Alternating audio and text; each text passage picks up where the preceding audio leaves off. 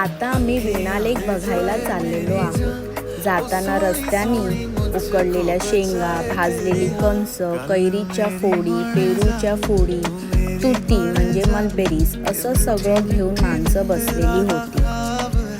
मग वीणा लेकला पोचल्यावर ticket book करायला गेलो। कंस आणि तुती म्हणजे मलबेरीज घेऊन सेफ्टी जॅकेट घालून आम्ही जेट्टीवर पोहोचलो। बोटमध्ये बसून आम्ही लेकमध्ये विहार करायला सुरुवात केली।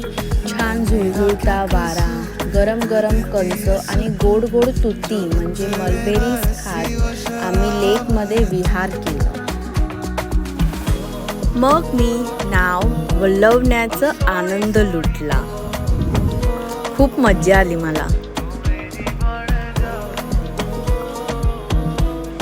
मग भरपूर फोटोज काढले फॅमिली बरोबर।